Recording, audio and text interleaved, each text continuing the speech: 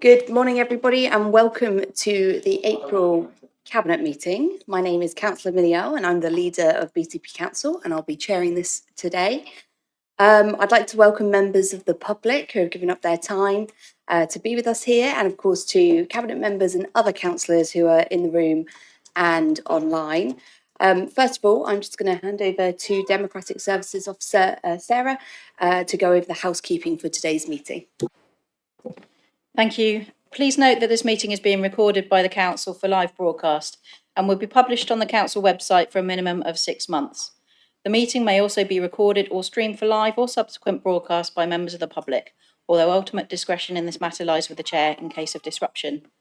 For those in the room, please note that if the fire alarm sounds, please exit the building by way of the nearest available signed fire exit route and make your way to the assembly point at the War Memorial in the gardens opposite the front of this building in Bourne Avenue.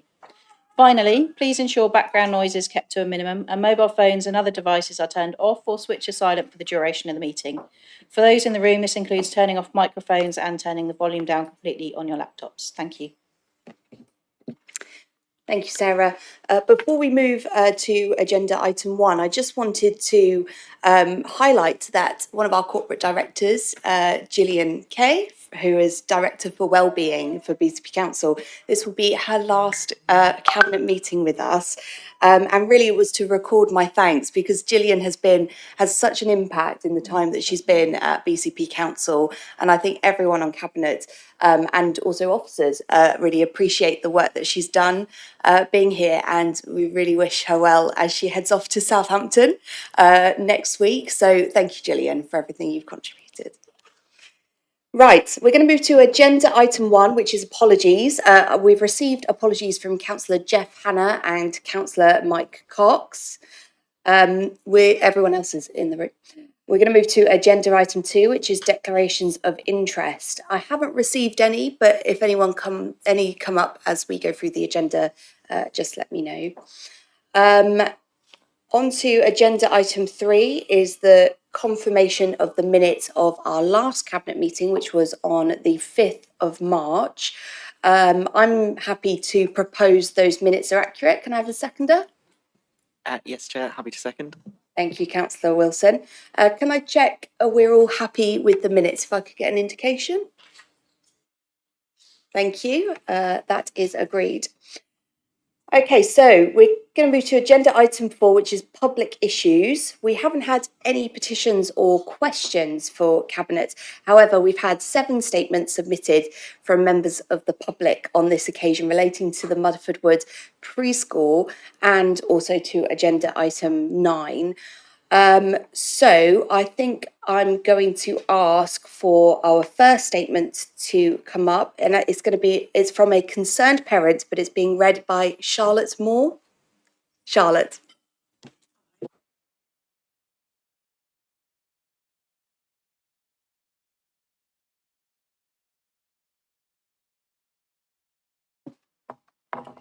Thank you.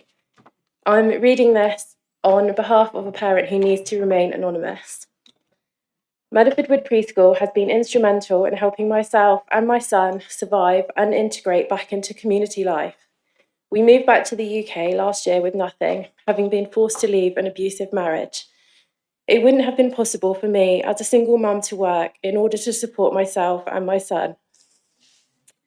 The preschool has gone above and beyond to emotionally support us and help us to both feel safe through one of life's most challenging journeys we've ever had to face. I trust them with the most precious person in my life, and they are the reason that he is now thriving. This support cannot be measured or compared, and it frightens me to think about how we would have coped financially and emotionally without them. The thought of their closure is an extremely worrying time for parents like me. Thank you very much. The next public statement is from Casey Burke. You can come up. Thank you. Hi there. Casey Burke is one of our parents. Unfortunately, he wasn't able to make it today. So my name's Emily Hearn and I'm going to read it on his behalf. I'm the manager at Mudford Wood Preschool. 2 years ago, our world was turned upside down when we almost lost our beautiful daughter to meningitis and sepsis. She made a full recovery, but the journey that followed was anything but easy. Her illness had a huge impact on her development and it left us deeply shaken. For 6 months, we could hardly leave her side. When the time came to let her go to preschool, it was one of the hardest things we had to do. But then we found Motherford Wood Preschool. I don't have the words to express how incredible they have been. Staff go above and beyond with extra support, helping Maggie catch up with speech, language, and social skills. Now, Maggie walks into preschool with confidence, excitement, and huge smiles. She loves it. We will never be able to thank them enough for the life-changing impact they have had on our little girl. Thank you. The next public statement is from Emma Hayes.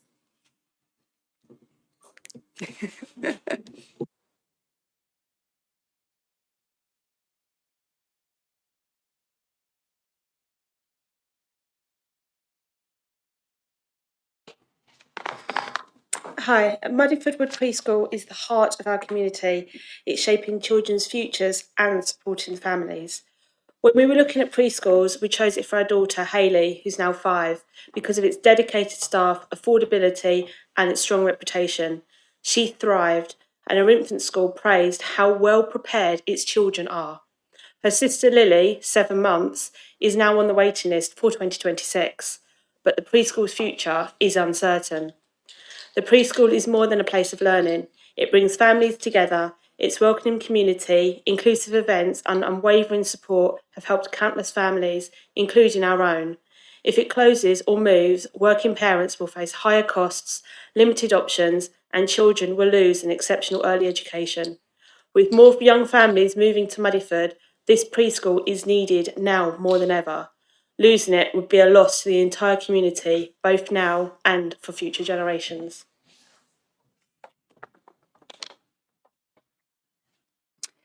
Thank you. The next statement is from Ali Poxon.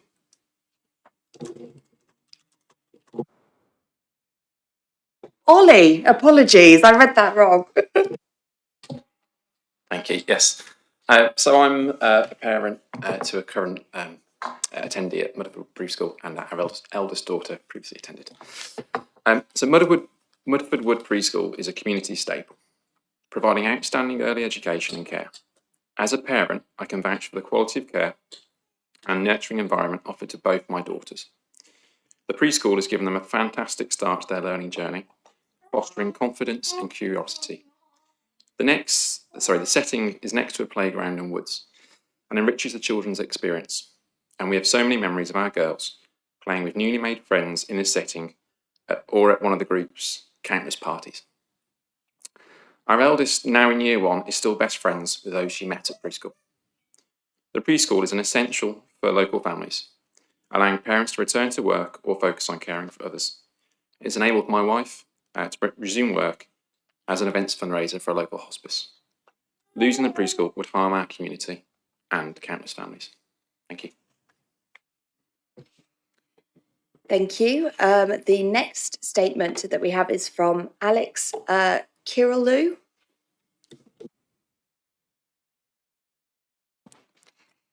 Hello, yes, I am Felicity Porter and I'm chair of the preschool and I'm reading Alex Kirilu's statement today. Muddyford Wood Playgroup has been a lifeline for so many families in our community, providing a safe and nurturing space where children can learn, grow and build friendships. It's a place where parents feel supported and connected. It strengthens our community. The decision by Muddyford Wood Community Trust to remove it is not only heartbreaking, but also goes against their very community ethos and motto, something for everyone. It has left many feeling lost and anxious. If the playgroup closes, it means parents lose a trusted network and it disrupts the stability and routine our children need. Closing the playgroup isn't just losing a service, it's losing a vital part of our community.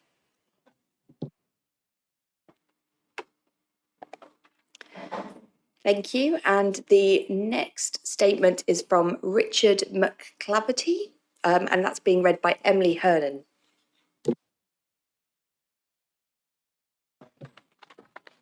Mudderford Wood Preschool goes above and beyond parents' expectations. The level of care is more superior than just a preschool and provides both emotional support to the young families of the community, but also an educational standard of care.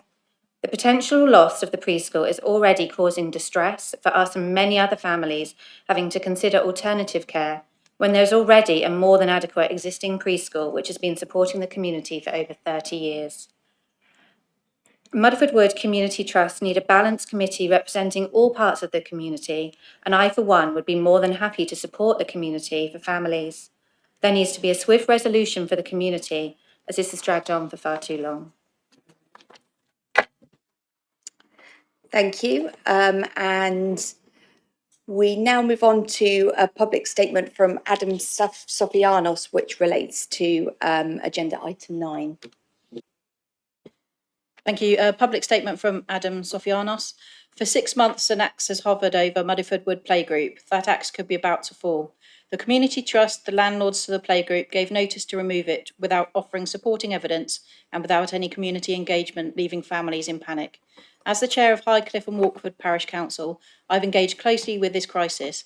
I've been inundated with emails from distraught parents. I've met with playgroup staff. Alongside Councillor Andy Martin, I've tried to engage with the Trust directly. Officers have worked tirelessly to support a solution, yet still our local families face turmoil. If the Trust continues on this path, only the Council leadership can avert it. You have the legal power, if needed, to save this playgroup, to protect this community and to discharge your statutory duties. I ask you to find the courage needed and do the right thing. Thank you. A statement from Adam Sofianos. Thank you, Sarah. So we're going to move on to agenda item 5, which is recommendations from overview and scrutiny committees. This is recommendations which are not otherwise on the council agenda. I'm just going to have a look around the room at some of our overview and scrutiny chairs and see if anyone is indicating. And I can see we've got Councillor Sharon Carr-Brown, who is online. Councillor Carr-Brown. Hello. Yes, apologies for not being with you this morning. I couldn't make it in. Yeah, we did have one recommendation which came from our meeting. Can you hear me okay, by the way? Yes, we can hear you. Perfect.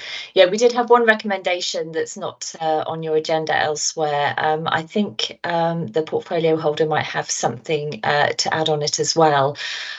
So this came from our send improvement update item. There's a great deal of debate to discuss the various strands impacting it was about the overspend and the services and the clear relationship between those two things. So if I read out the recommendation, it's to better assess the impact on children, young people and families of any potential budget overspend in the SEND service budget. The committee recommends that Cabinet requests a report to be provided to Cabinet by June 2025, which outlines the likely overspend in the budget, which areas have been identified to overspend, the options to ensure the budget limit is met, and an appraisal of the impact on children and families of these factors. So I'd just like to say that, we as a committee acknowledge the considerable work that's gone on and the identification of the various aspects that contribute to our overspend. We've heard about the spend to save model. We understand that requires council investment and a national solution to allow for earlier intervention and greater mainstream provision, which would mean better services for our families and would be cheaper in the long run. So we just wanted to be very clear on the detail of the SEND budget and how decisions about spend and overspend affect our children, families and the service, and what measures are considered to mitigate that. Okay, so the recommendation is that the report goes to Cabinet, but I think it's also something that the committee would like to have back as well at some point, so we can be relaxed about how it's dealt with. Once it's been asked for, as it were. Thank you, Okay. Councillor Carr-Brown. I'm just going to hand over to Councillor Richard Burton.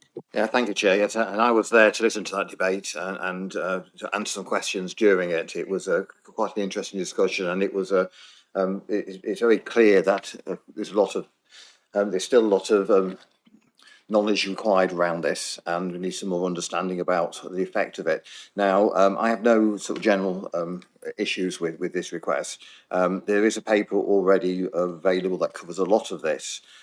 However, what I would say is that we have got some changes coming through from government very soon that might alter what the message is. And also, of course, we're expecting at any time Ofsted to arrive to send inspection.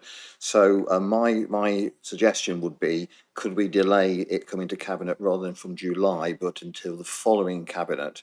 That will allow some of this information from government to come through in effect, what is brought. Also, I don't want this work to be done while Ofsted are here, because of course we need to clear the space for that to happen, and we're expecting them. Plus, of course, some of the outcome will be available by then, which will also inform what we can bring to Cabinet. So that would be my recommendation. Thank you very much, Councillor Burton. Councillor Carr-Brown, have you put your hand up again? Welcome to come back. Just very quickly, I just wanted to check. I just wanted to check what I heard. I'm happy for it to be delayed from June to July. But then I think Richard also said perhaps delaying it from July, and I don't think he meant that, but I just wanted to clarify. So I am happy for it to come to July. I think that makes perfect sense. Yeah, so sorry, I just misread my notes.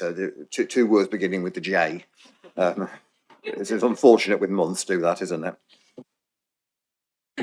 Thank you. Right, any other recommendations not on the agenda? Nope. So we will move on to agenda item 6, which is the BCP Council Cemetery Rules and Regulations Amendment. Councillor Sandra Moore is going to be proposing this, and I am happy to second. So, Sandra. Yes, thank you, Leader. Well, what we're being asked to do here is to approve a modification to this council's cemetery rules and regulations, which was first approved by Cabinet in June 2022, with updates to Cabinet in April 2024. The modification is about not permitting single or bulk purchase of graves by funeral directors or non-religious faith group representatives to their group members or families. If I could just give some history here. Legacy Bournemouth had a policy to allow bulk pre-purchased graves to Jewish, Islamic and Romani travelling communities. In Legacy Poole, pre-purchase stopped in 2010 because of the limited new grave space available. In Legacy Christchurch, pre-purchase continued until 2020. BCP have approximately 10 years of available grave space, so allowing bulk pre-purchase would ensure grave space ran out more quickly.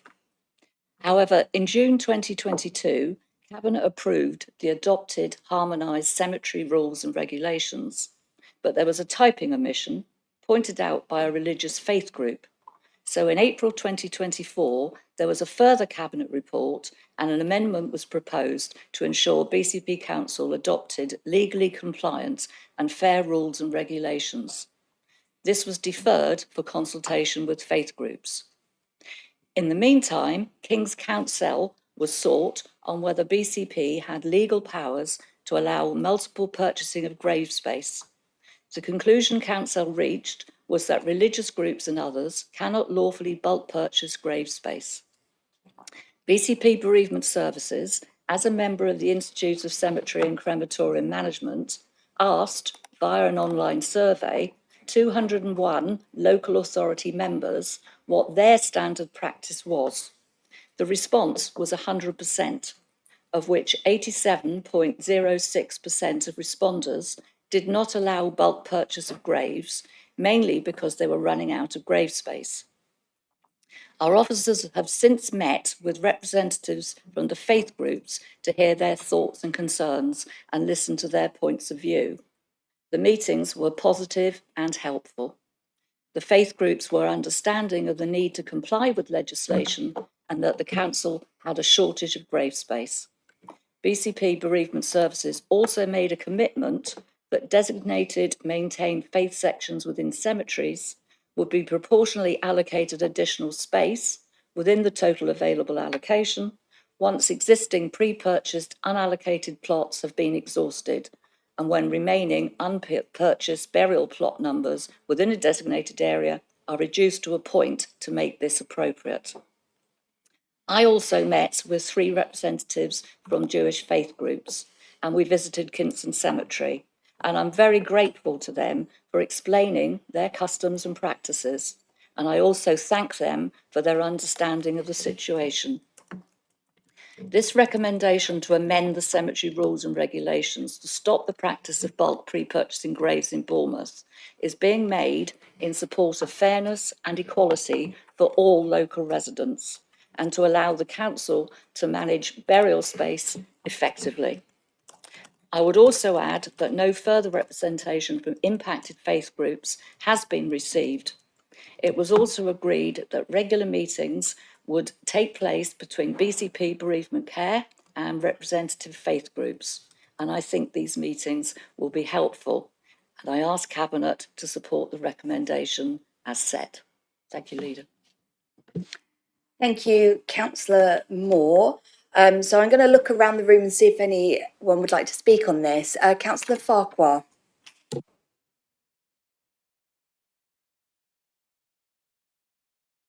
Thanks, Chair, very kind. As you probably know, I'm in Boscombe, East and Folkestone. Boscombe's got a very strong Jesuit community, including a care community, and have done since 1897. When you attend East Cemetery, or as it was commonly known, Boscombe Cemetery, then you'll see that there is a large number of Jesuit graves. Normally together, normally purchased in bulk. My question to the committee is that was the Jesuit community actually approached? I do note that it wasn't mentioned in the paper, and if not, is that because they didn't receive a representation? Because having a care facility there are a fair number of fathers that are priests that are buried in that cemetery, and I'm sure that they'll probably continue to wish to be buried in that cemetery. On the plus side, then, when you view the graves, there's normally 3 or 4 interred in the grave itself. But the other thing which I wanted to do was mention, I know it's separate to the meeting point, is to place on record my thanks to the staff and volunteers that work at East Cemetery, because they deal with day-to-day issues such as the gates not being open at appropriate time or dogs, etc. And the reason I say that is because it's quite a highly populated area, and for some of our community over there in Boscombe, East and Folkestone, the cemetery itself is a place of relaxation and exercise for them, particularly our older generation. And I want to just place on record our thanks to the staff that ensure that facility is still available to our staff there. Thank you. Thank you, Councillor Farquhar. Right, I'm just going to see if any other councillors who aren't on Cabinet want to speak on this item. Not seeing any indications. So over to Cabinet. Councillor Moore, do you want to respond to Councillor Farquhar's question? Yes, well, thank you very much for your comments regarding the bereavement services, who actually do, I think, do a really, really good job. I'm looking that we have got 2 officers there about the question you asked about the Jesuit graves, and perhaps Ian, perhaps or Kate could answer those for me. Thank you. I can see that we have Ian online. Ian, do you want to come in on that one, please? Yes, thank you, Chair. We did not speak to the Jesuit community as a part of that process. I must confess I was unaware that they had such a representation, but we will pick that up as a consequence of Councillor Farquhar's statement. Thank you. Any other Cabinet members wishing to speak on this item? I'm not seeing any indication. So this item is for a decision. Can I take a vote on this one? All those in favour of the recommendations? Thank you. That's unanimous. Okay, so we're going to move on to agenda item 7, which is the Pool Bridge to Hunger Hill Flood Defence Scheme and the SIL funding proposal. Councillor Hadley is going to be proposing this item. Is there someone to second, please? Hadley, second, Chair. Thank you. Thank you, Councillor Martin. Over to you, Councillor Hadley. Thank you, Chair. Yes, so this follows on from the paper that came to Cabinet last month regarding strategic SIL. and one of the priorities there was the flood defences for Poole Old Town, which is in my ward. The models estimate that 2,000 properties could be at risk over the coming century in the Old Town. That includes some really historic buildings like Poole Museum, which we've just spent an awful lot of money on restoring. And unfortunately, the models on climate change are actually generally being outstripped by reality. So it could be worse than that. We have been quite some years in preparing this work and attempting to fix the seawall along between Poole Bridge and Hunger Hill, which is the bottom of the Hulls Bay Road. Because although we've done good defences along the main Poole Quay, they potentially could be outflanked. And in the event of flooding events at the moment, they have to stick barriers up in West Quay Road to protect housings beyond that, which is not ideal. So this work, we've got a significant amount of money from the Environment Agency, with inflation from the various usual causes around COVID and Brexit and the current conflicts globally. The inflationary costs are quite significant. But the ask really here is to dedicate the £7.3 million of SIL that we identified last month to this project. It's a really worthwhile project. It will also allow us to build out the West Quays, the development, or rather for developers to build those out. We don't own those sites, but also to preserve a decent frontage for public access along the quay side. So that will be subsequent work, but the seawall will safeguard that and enable that to go forwards. Thank you. Thank you, Councillor Hadley. Are there any councillors who aren't on Cabinet wishing to speak on this? Don't see any indication. Right, I'll open it up to Cabinet then.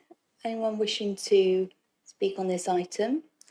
I can't see any indication, and I think that's really because we actually had the strategic SIL paper which came through at the last Cabinet meeting, which effectively allocated this money, and this really just adds the detail to that decision. So I'll go straight to a vote on this one. All those in favour of the recommendations? Thank you, that is unanimous. Okay, so we'll move on to agenda item 8, which is the midpoint review of the Housing Strategy Delivery Plan. Councillor Wilson is going to be proposing this item. Can I see if there's someone to second? I'm happy to second. I'm happy to. Councillor Moore? Thank you, Councillor Moore. Apologies. I was happy to second. Okay, so over to Councillor Wilson to present the report. Thank you, Chair, and thank you, Sandra, for seconding me. We have got round to this item quite quickly, so I appreciate that. Really happy to present this housing strategy midpoint review and its focus on the updated delivery plan. Good quality housing is fundamental to all of our lives, and I firmly believe it's the foundation on which you can build and progress every other aspect of your life. And that is why it's so important to bring this to Cabinet today.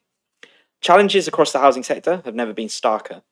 Councils across the country are facing the same issues: a lack of supply in both social housing and the private market, a dependency on B&Bs and hotels to help with their temporary accommodation needs, which are bringing some local authorities to the brink of insolvency.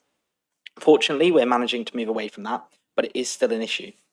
The cost of maintaining stock, whilst we welcome much needed regulation, the challenges and demand that brings can't be understated.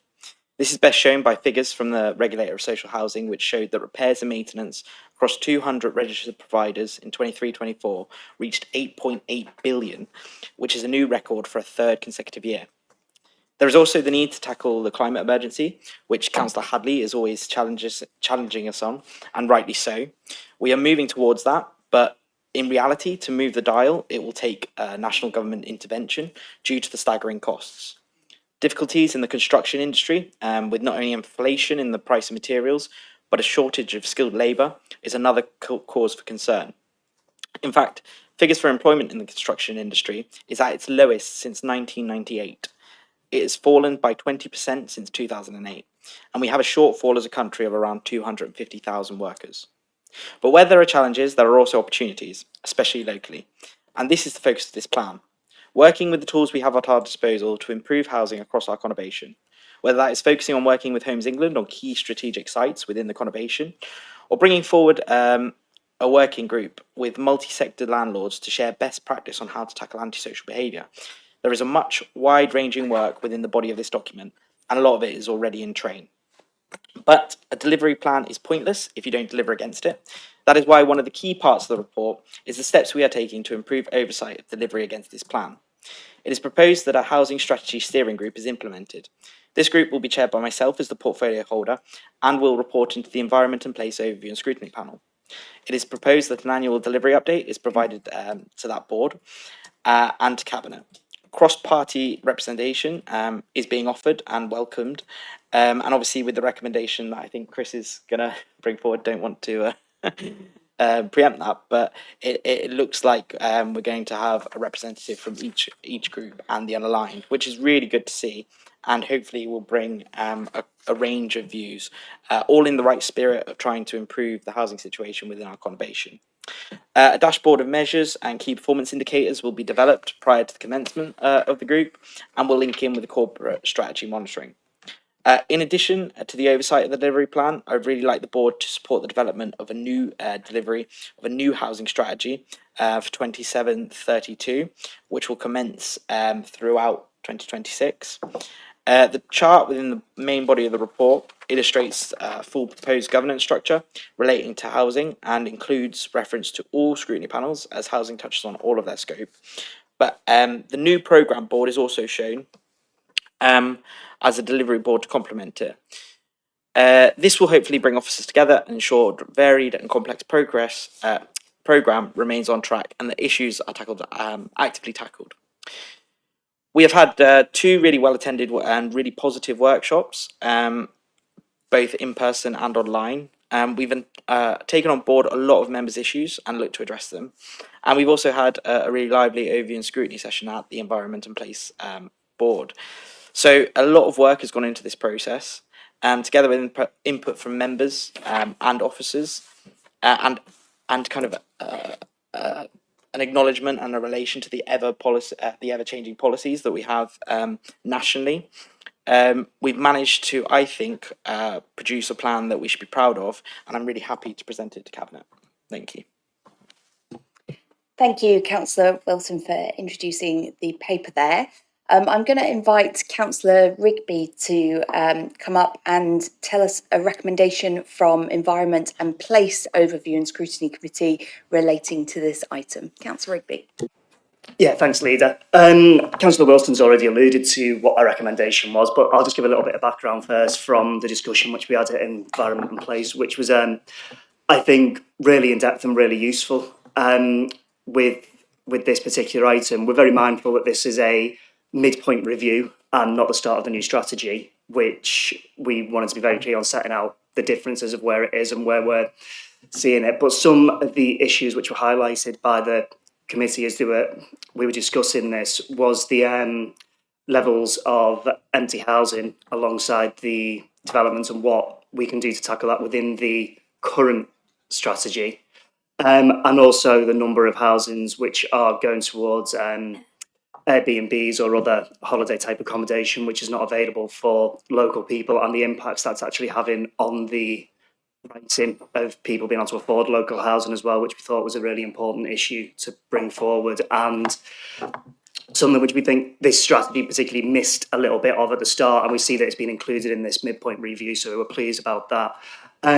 The recommendation itself was, I think, almost accepted on the night by the portfolio holder, Councillor Wilson, which was for the cross-party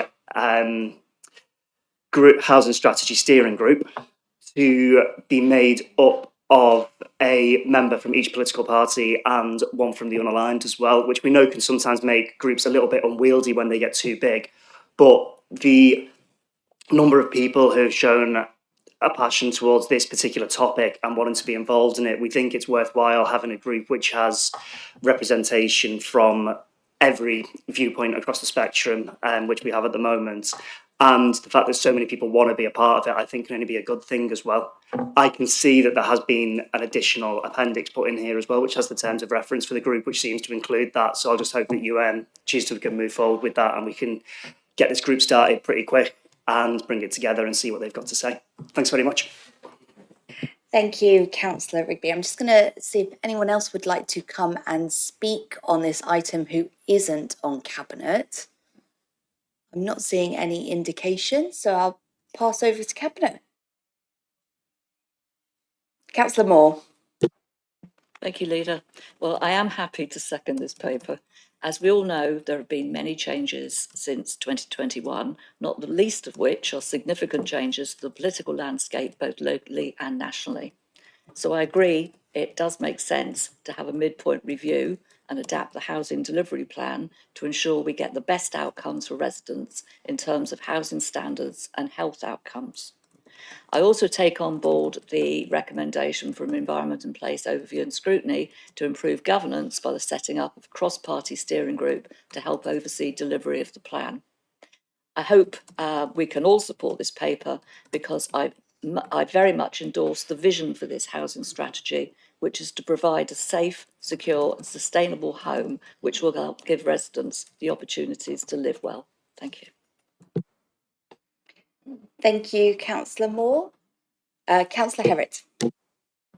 I listened in on the debate at the Environment and Place Committee, particularly with regard to the planning restrictions around Airbnbs, and went away and did a little bit of research. And in Wales, the town of Gwynedd has managed to restrict those through an Article 4 direction through its devolved powers. Unfortunately, that wasn't extended as part of the NPPF update that came through earlier this year. And at the moment, the government haven't really indicated that they're going to be doing that in the near future. There's talk of a register coming along, but all that's going to do is kind of just allow us to know how many are there.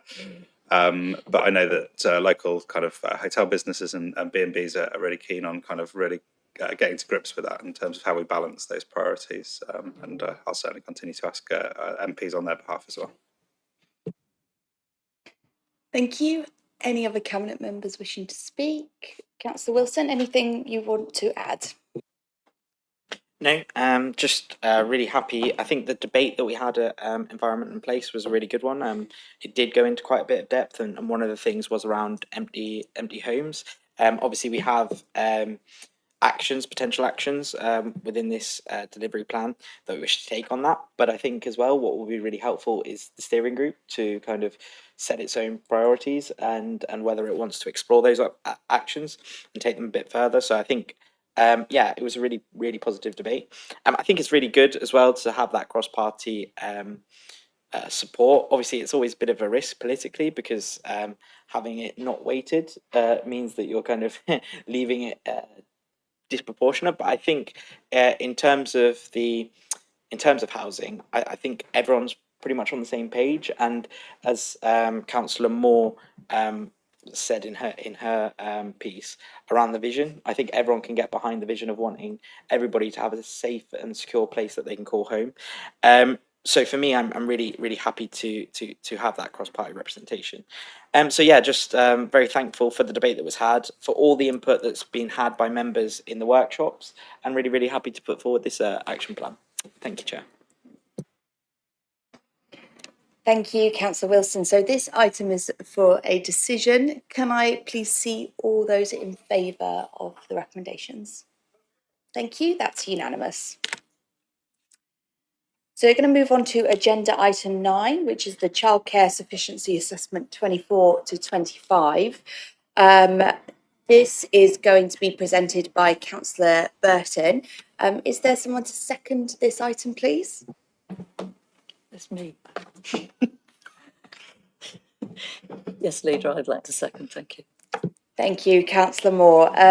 Over to Councillor Burton. Thank you, Leader. It's nice to see a fight to second my paper. That's really, really heartening. The council has a statutory duty to ensure there's enough suitable early education and childcare places available within BCP. Overall, the paper says that the BCP Council is meeting its statutory duty. There's a good choice of childcare facilities available to families delivered through the private, voluntary, independent and school sector across the conurbation.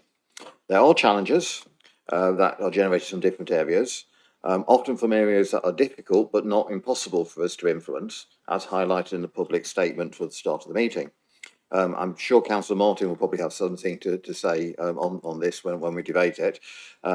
But I thank the members of the public for their statements, and especially for noting the work that our officers have done to try to find a resolution, and assure them that this will continue. We have made the DfE aware of the situation and challenges around Rutherford Wood Preschool. We need to do what we can to ensure that suitable high quality provision is available. As I said, the other challenges, one hand there is a fall in the number of 0 to 4-year-olds, but the number of 5 to 14-year-olds has increased. There's a predicted population growth of 2% over the next decade, but this will be probably in the 65 plus age bracket. Now, I know people are choosing to have children later, but this is unlikely to increase the number of children. However, from the 1st of September 25, eligible working parents of children aged 9 months to 2 years will see the increase in their entitlement for childcare to 30 hours over 38 weeks of the year. So that an estimated 368 places will need to be created by September, a 10% increase in supply of childcare hours. You'll also see that there is a fall of 15 providers, or 5%, 11 of which are the childminders, and 96 places, or 1.5%, since summer of 23. So this is another national issue. Ofsted data shows from November last year the national loss of 1,000 childminders within a year. And nationally, childminder numbers have halved in the past 10 years. Occupancy rates in childminders was at 93%. It's within BCP. Within BCP, work is ongoing to increase the number of childminders. 2 other areas of concern for sufficiency is in my personal ward at Bearwood and Merley, due to the housing numbers increasing, and Boscombe West. However, the provision data look within wards, and residents don't see ward boundaries, so we need to look at the surrounding areas, neighbouring wards and work destinations. Often parents choose providers that are near to their work or en route, so the picture is less simple. Because of these pressures, councillors from all wards should be aware that childcare providers are likely to look for political support in areas like planning applications or leasing of council-owned properties. Anything we can do to help is always welcomed. One other challenge is that it's difficult for us to control is recruitment and retention of staff that work in childcare settings. This is an area that I have mentioned previously. It's difficult for us to control, however we can all have influence, whatever we can do to raise the profile of this important area of work and champion the work that they do in caring for our most valuable assets will help. So summing up, we are meeting our statutory duty and the quality of providers is good, 99.2% good or outstanding. We do need to continue to work to look for ways to support and encourage the sector. We just need to review the report. I don't think there are any other actions that we need to at this time. Thank you, Leader. Thank you, Councillor Burton. I'm going to see if any councillors who are not on Cabinet which wish to speak on this item.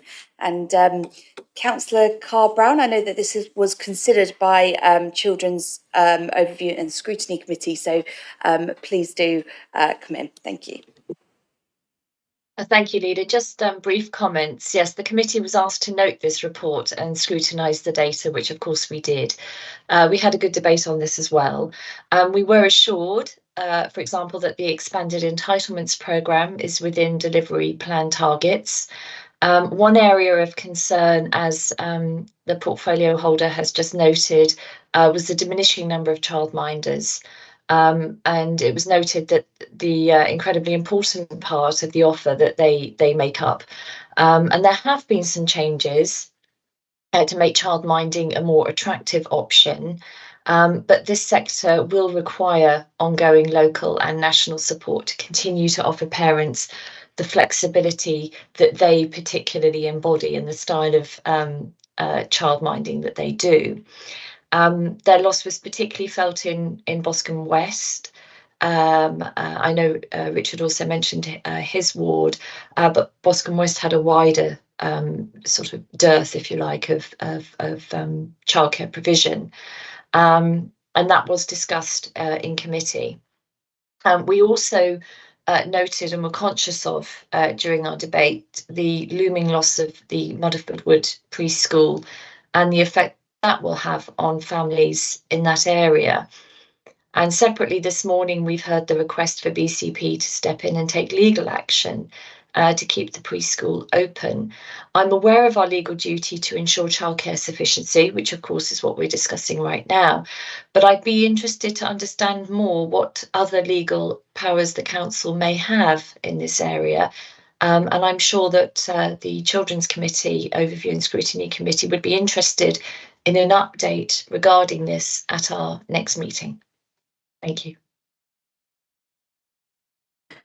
Thank you, Councillor Carr-Brown. Are there any members not on Cabinet wishing to speak? I can't see any.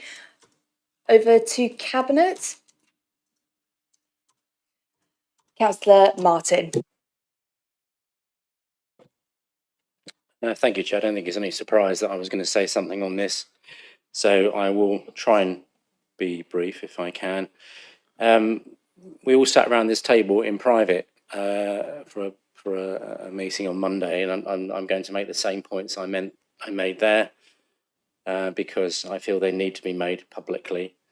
And you will all appreciate that although this isn't my ward, this preschool is not in my ward, I do feel incredibly passionate and actually quite angry about the situation that this preschool and the children find themselves in. And I have to say, I'm also saddened that I don't have the support of the local ward members in batting for the playgroup and keeping it open. Which I think I'm right in saying this preschool provides 60% of the playgroup places in Mudderford. You obviously have all heard the statements from the parents and from the trustees and the great playgroup manager earlier on. Those statements were very powerful and actually to some degree quite emotional. And I think it kind of brings home the stark reality of what they're facing, what that community is facing. It's all very well for us to sit around a table and talk about reports and processes and stuff like that. But when you hear, and I've heard it before, but when you hear what the reality will be for some of these parents and these children, it really focuses the mind. And I have to say, I'm sure you all know, time is nearly up. In fact, Caroline Rice and Felicity Porter, the chair and treasurer trustees of the playgroup, spent last night, they were just telling me outside, writing up the redundancy notices for the staff. Excuse me, for the staff there, because of the situation they find themselves in. We're not quite at the end of the road, although one has to feel increasingly pessimistic as the next few days go forward. I would like to specifically say that I'd like to thank Cathy Hadley's team, especially Tanya Smith, because Tanya has worked tirelessly to try and resolve this issue and resolve the issues that have existed between the playgroup and the Mudderford Wood Community Trust.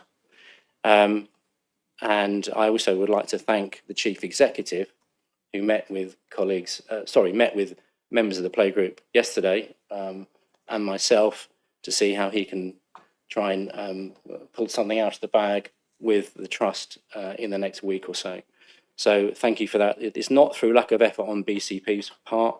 Again, as I said the other day, I just find it absolutely inconceivable that we are in a situation with our statutory responsibilities, with our commitment to our communities, that we find ourselves as a local authority on the brink of being able to do nothing to save these 40 places. I think 70 children actually are registered with the playgroup, but there are 40 places that we seem to be almost powerless to stop this happening. And I just don't know why we're in this position. I just don't understand why we can't do more and how we are. And I'm going to choose my words carefully, because we aren't at the end of the road.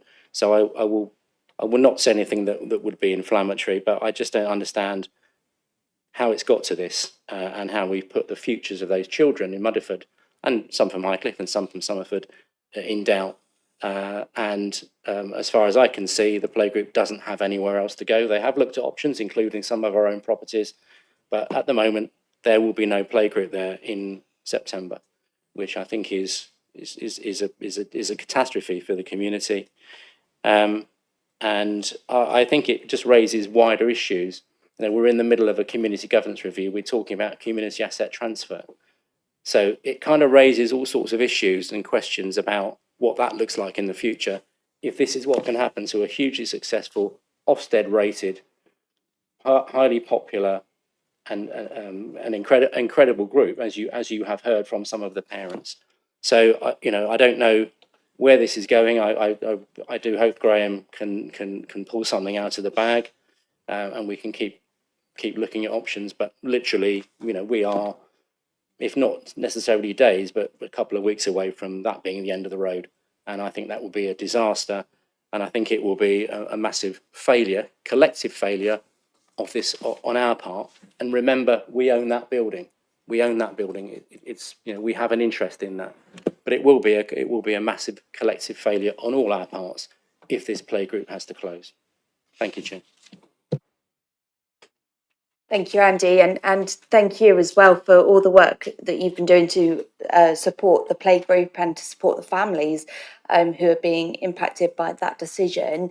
And I think we would all agree as a cabinet that, you know, it's really difficult to watch and not be able to step in and feeling like we can't actually make the difference there. I was just going to briefly bring in Janie Berry, who's our monitoring officer, just to give a brief explanation as to why we're really struggling to deal with this as a council, because as you say, this is a council-owned asset. You know, we own it. However, the lease sits with the committee there. So Janie, if you could come in, please. Thank you. Thank you, Leader. I just want to acknowledge that as the Council's Chief Legal Officer, I do fully acknowledge and accept the frustration and emotion and the difficulties this prevents. And I find myself in an extraordinarily difficult position of not being able to try to identify a way to move this issue forward. And it isn't, I can assure you, Leader, it's not for want of trying. It is correct that BCP Council does own the building. The building is subject to a 25-year tenancy agreement or lease agreement to the trust that now effectively operates and is responsible for the operational day-to-day management. I've checked the lease agreement and had my legal team absolutely scrutinise this to bits, as you can imagine. The trust, in accepting the lease agreement, has an obligation to encourage charitable, sporting, educational and community use of the building. If it generally complies with this obligation, it is difficult to prove a breach by virtue of a dispute between the trust and one of its providers. It is really difficult as well because in law this is a private dispute between a group that hires the venue for a particular purpose and the trust that takes on the landlord responsibilities, and also acknowledging the landlord does have health and safety responsibilities which it cannot delegate either to the council or to the operators of the playgroup itself. It has to take those responsibilities on board. However, by virtue of the lease being in operation and BCP Council owning the building, this does not give BCP Council the legal ability to intervene in what is essentially a private dispute. Having said that, BCP Council has on more than one occasion suggested perhaps mediation with an independent person to try and bring the parties together. We've worked closely with Tanya and with Kathy, who is present today, to discuss opportunities of what that mediation may look like, acknowledging that there are significant family groups affected by this. But all we can do as BCP Council is promote the concept of mediation to try and bring about a positive resolution. It is for the group and the trust to take that on board and be open and willing to enter into that process. it is really difficult for me to say any more, but we just at this moment in time cannot find a legal reason why BCP Council can or how get involved in what is essentially a private dispute. If we wanted to bring about forfeiture of the lease, we would need substantial evidence. Forfeiture means that we want to bring the lease agreement to an end before the end of the term of the period. This would be really difficult in practice to do. It would be costly, but we would need a significant evidence base in which to do that. And at this moment in time, we don't have that concrete evidence base. I've heard what everybody has said, but we would need instances, times, dates, photographic evidence, etc. And also, when I come back to the terms of the lease, which is charitable, sporting, educational and community usage, we have to look at the usage globally, not just an issue with one provider. So I do apologise, Leader, that on this instance, we are struggling to find a suitable outcome from a legal perspective.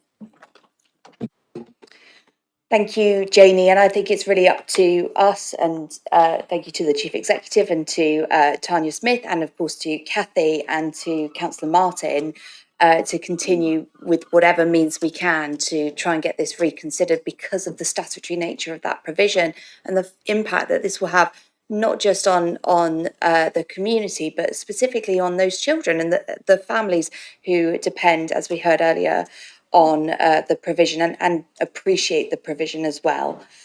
I would like to see if any other members of Cabinet wish to speak on this item. Councillor Hadley. Thank you. Yes, Leader. I think I share Councillor Martin's concerns really in terms of the wider impact on community transfers. You know, we are the guardian of things we share in common, and that's a significant role for the council. And in passing that on to others, you know, it is how that's framed to make sure that it meets all needs. And it really worries me if that works in a different way. We haven't heard from the Community Trust. And that in itself, I would have kind of hoped that they would be laying out more clearly, more publicly, exactly why they feel that it's beyond repair.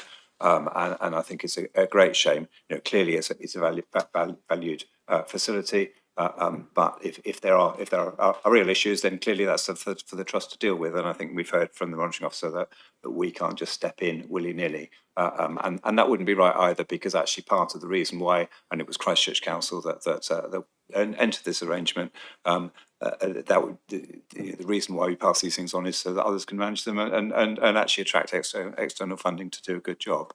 But I would hope that they would be working for all aspects of the community and working in goodwill to try and resolve it rather than getting to this point. Thank you, Councillor Hadley. Any other members wishing to speak? I'm going to go back to Councillor Burton to sum up. Thank you, Leader. Yeah, I'll do things in sort of in order, because going back to the beginning, Boscombe West was mentioned, and of course I mentioned Bearwood and Merley. Boscombe West, it's all to do with property stock, which is causing the challenges there. It's harder for childminders to open due to the type of property that's there. Bearwood and Merley, as I said before, it's purely due to the number of the increase in population due to house building. Coming back to Muddyford Wood, I just assure everybody that you know, you talk about legal options, but all options are still being explored. You know, you know, you're saying you're becoming more pessimistic. I try to be an optimist. There might still be possibilities. All work is still being explored, and I thank the Chief Exec for the work that he's now doing to it. And of course, it's been mentioned that the Children's Services officers, and Tanya particularly, has been spending a huge amount of time trying to come to a resolution here. I totally agree. There's learning here for community transfer. Community transfer, you know, is something which I know I and a lot of us in this room are very keen on. But we do need to take learning experiences from this sort of thing. Coming back to, it has been mentioned, but it's something that I always mention, of course, with that, it's always the children, which I think is always the centre, and it's unfortunate that things are happening which is not child-centred. It's the effect on the children. It's you know, the preschool is good Ofsted rated, and we've heard passionately from people who use it, but you know, this argument, I think it can be resolution, but we still haven't found it. Just coming back to the paper, we've talked a lot about this particular bit. I think we're quite happy with the rest of the paper, so I think I'll leave it at that. Thank you, Councillor Burton. Right, we're going to go to a vote on this item. Can I see all those in favour of the recommendations? Thank you, that's unanimous. On to agenda item 10, we have the Children and Young People's Partnership Plan, which is 25 to 30. Councillor Burton's going to be introducing this. Is there someone to second, please? Happy to second, Chair. Thank you, Councillor Wilson. Councillor Burton. Thank you, Leader, and thank you, Councillor Wilson.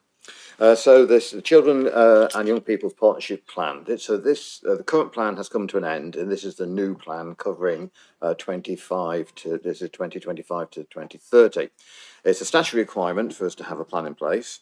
There has been extensive consultation, including charities, the police, health services, social care, as well as members of the wider council, elected officials, and most importantly, children and young people.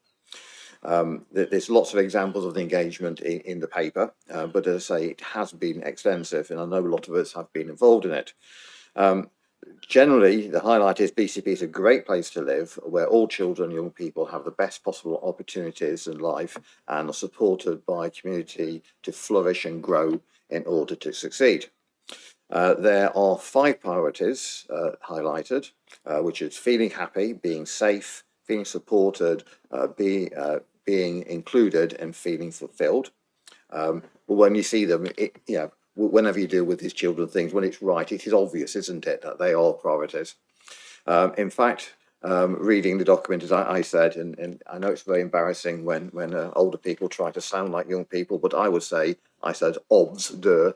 I'm saying this is me promoting the voice of the young people, but the reason for this is the amount of consultation with young people.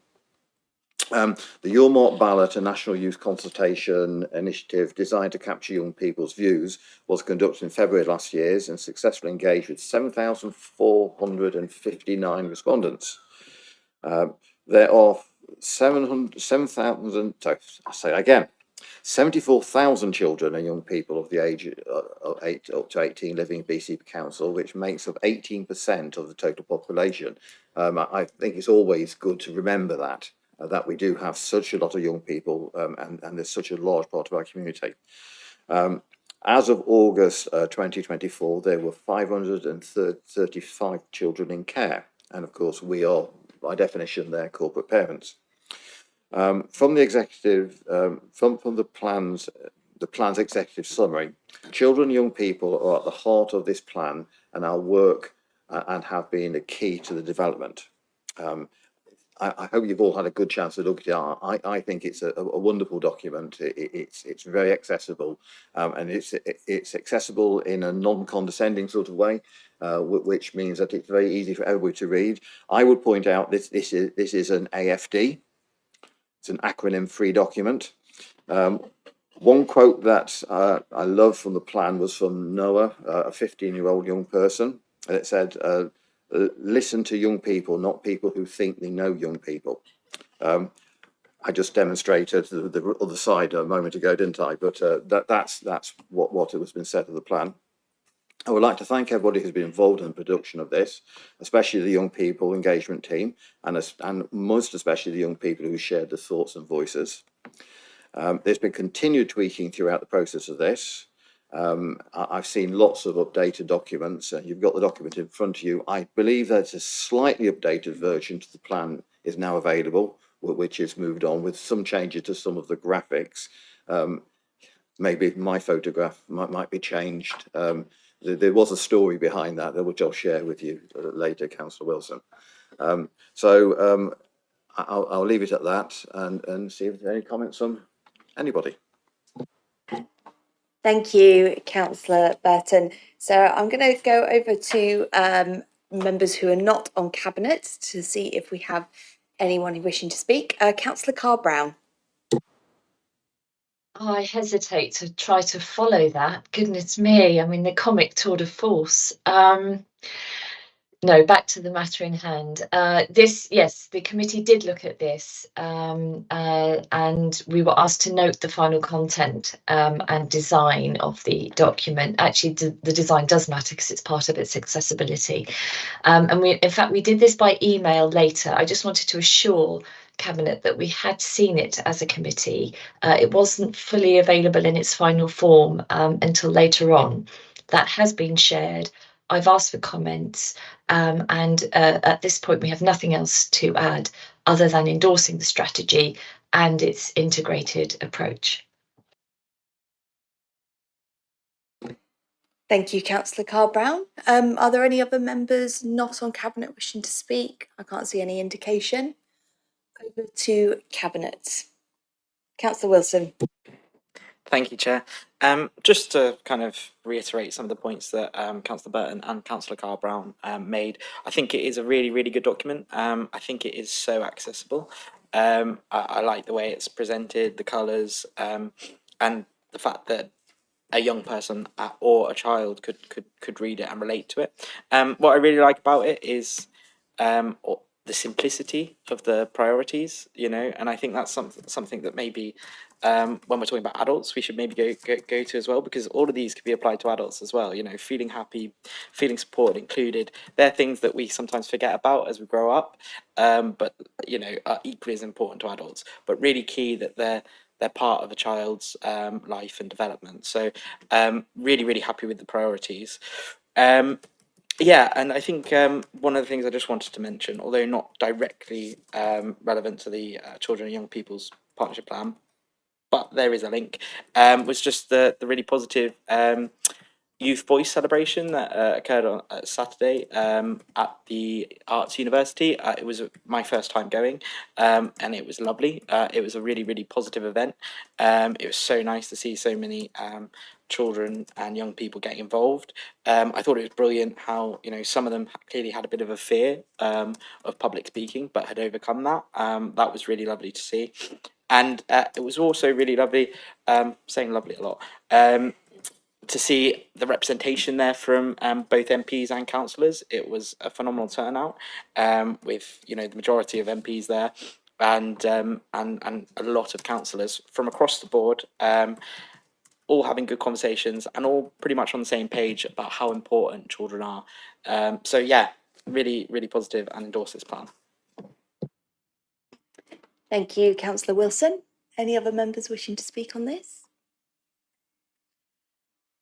Nope. So this item is for a decision for Cabinet. Can I please see all those in favour of that recommendation? Oh, sorry. I've just realised I haven't gone back to Councillor Burton. You wish to sum up? I don't have an awful lot more to say. Thank you, Leader. I would just like to sort of reiterate what was said there. You're quite right. If you get things right for children and young people, the follow on it becomes right for adults, doesn't it? And I think we can all learn a lot from that. And I would also like to add to your thanks of so many people attended the Youth Voice event. I've attended every one since I was elected, so that was my sixth one, I think I attended. No, because it probably wasn't one during COVID year, but it was the biggest turnout and there was so much conversation going on. So it was a great. So everybody who attended, it was very much appreciated. Thank you, Leader. Thank you, Councillor Burton. So the recommendation is for us to note this report. Can I see an indication of all those in favour of that recommendation? Thank you, that's unanimous. Okay, so we move on to agenda item 11, which is the Adult Social Care Strategy 25 to 28. This item is going to be proposed by Councillor Brown. Can I see if we have someone to second that one, please? Yeah, happy to second, Chair. Thank you, Councillor Wilson. Councillor Brown. Thank you, Chair. Yeah, this adult social care strategy, as members will have had in their report pack, Adult social care will require a clear public-facing strategy that encompasses our vision and ambitions for the next 4 years. So, having consulted within the Adult Social Care Directorate and carried out a public consultation, we feel that this is the right strategic approach for adult social care, and the recommendation in front of us is to seek final agreement and approval of this strategy. The new adult social care areas of focus have been aligned to the priority areas within the Fulfilled Lives Transformation Programme, which members will be aware of previously approved. The three main areas of focus are about putting people, carers and families first, living in a place called home, and developing how we work within adult social care services. Adult social care services and commissioning staff have consulted on the strategy within the directorate and at an engagement event, and feedback has been provided. And as part of preparing our draft adult social care strategy for 2025 to 28, we ran a consultation from the 18th of November last year to the 5th of January 2025, asking for opinions and feedback on our proposed vision, areas of focus and ambitions, as well as other comments and suggestions about the strategy. The consultation was available on the council website, and information and surveys were available online and in paper format. Information was displayed and available in libraries and promoted through council contacts. And in addition, easy read information and surveys were available in paper and online. Large print versions were also available.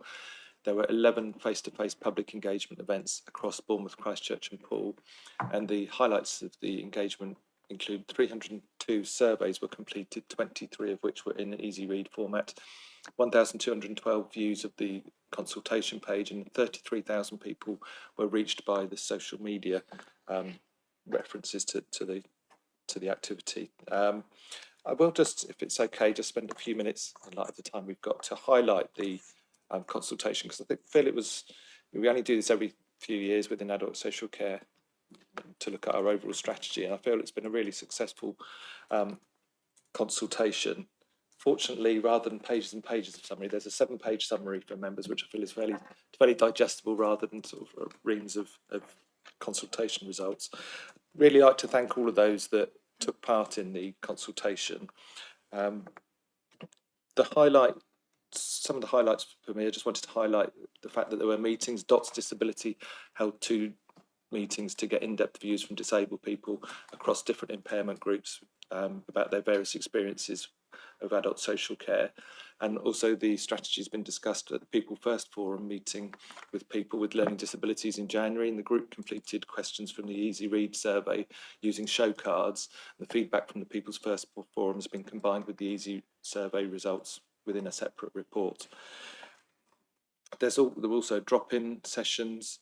There are 12 drop-in sessions at council libraries and at Tricuro day centres, and at various stands as well for people to take part.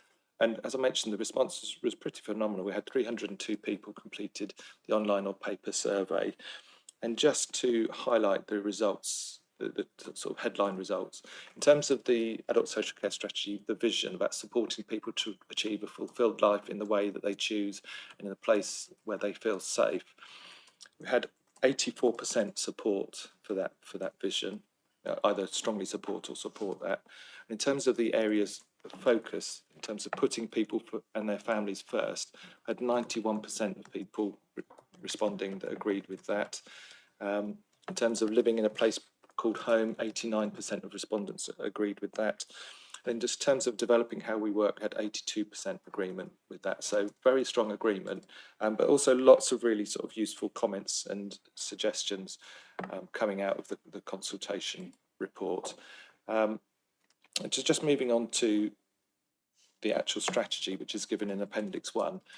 And I wanted to particularly highlight, just in terms of listening to those consultation results and responding to it, I think on the first real page of the actual social care strategy, it talks about the consultation, the sort of you said we did. And as a result of the consultation, we've adapted our language to make ourselves clearly understood and accountable. We've increased the representation of informal carers so that their voice is heard equally alongside the people that we support. We've also recognised the importance of choice to people and carers, and those changes are reflected in our areas of focus within the strategy and ambitions, and will be continuously considered in our delivery plans.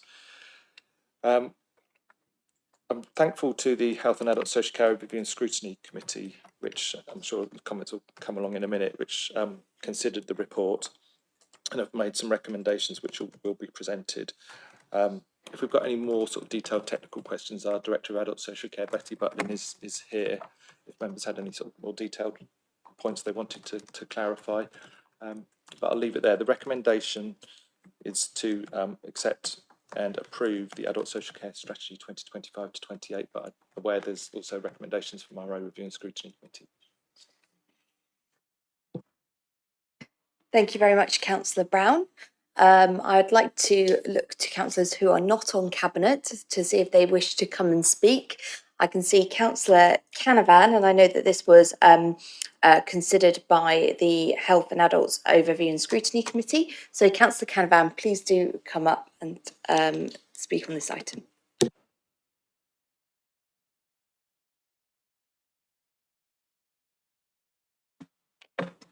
Thank you, Chair. Yes, this strategy has been to Health and Adult Social Care Overview and Scrutiny Committee, and I'm grateful to Councillor Brown for his comments, which we completely support. We have made some recommendations, which I will just read initially.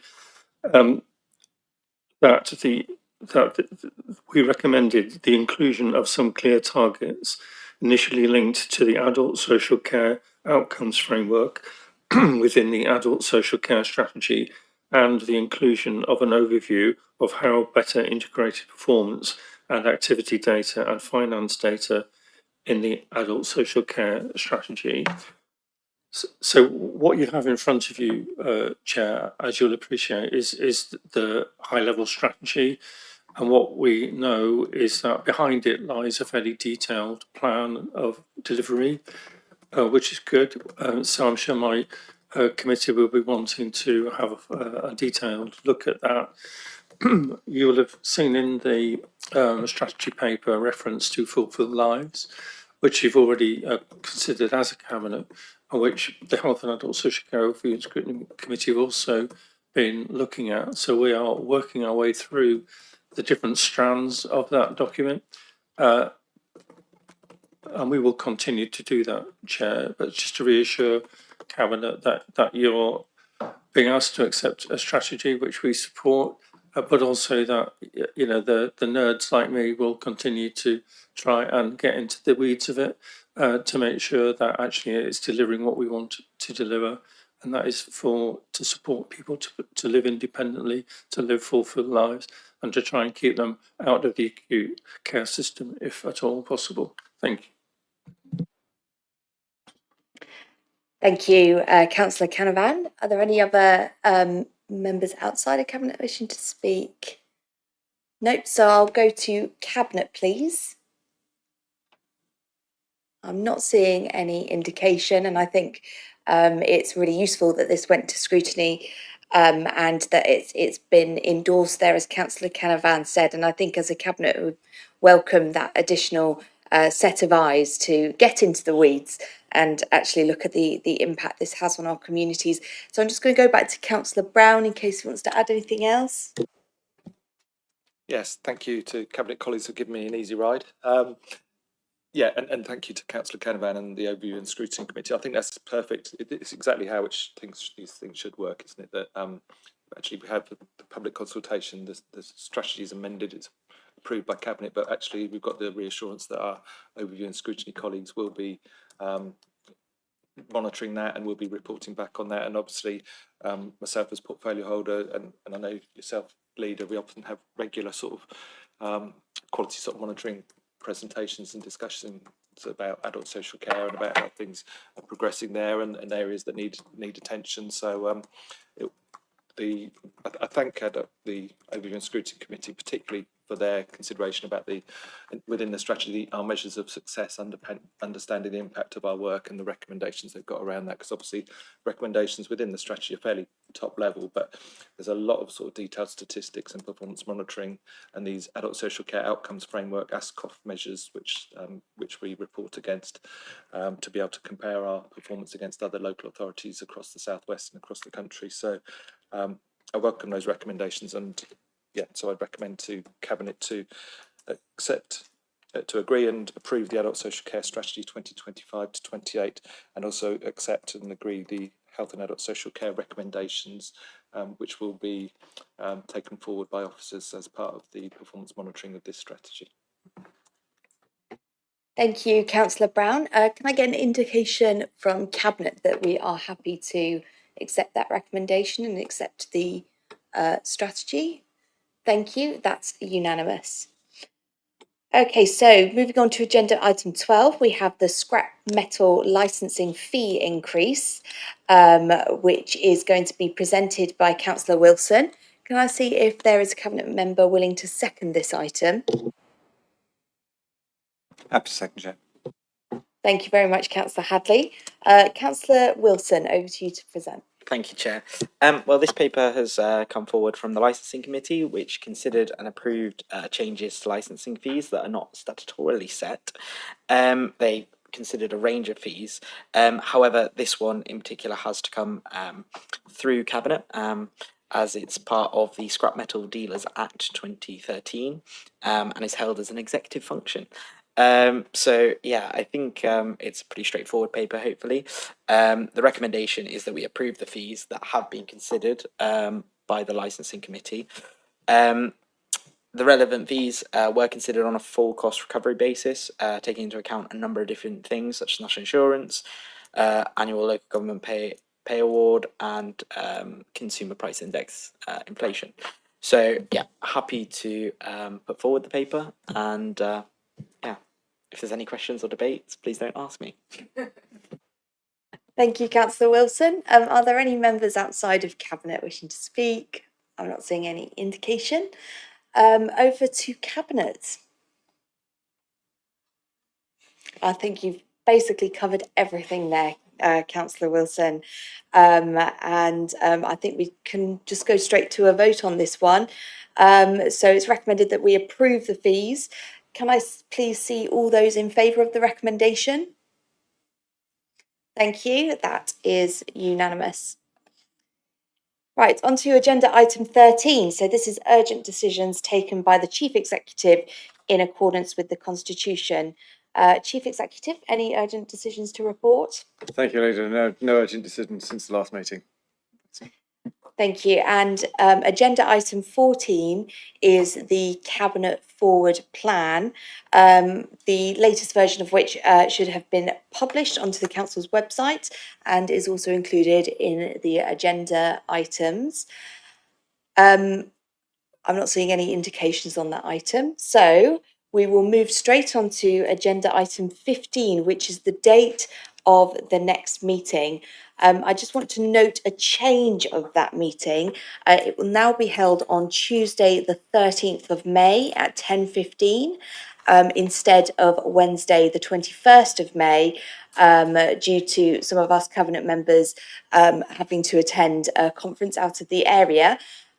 So we will instead be meeting a week earlier for that one. All that's left for me to do is to formally close the meeting for today and thank everyone who has participated in this meeting.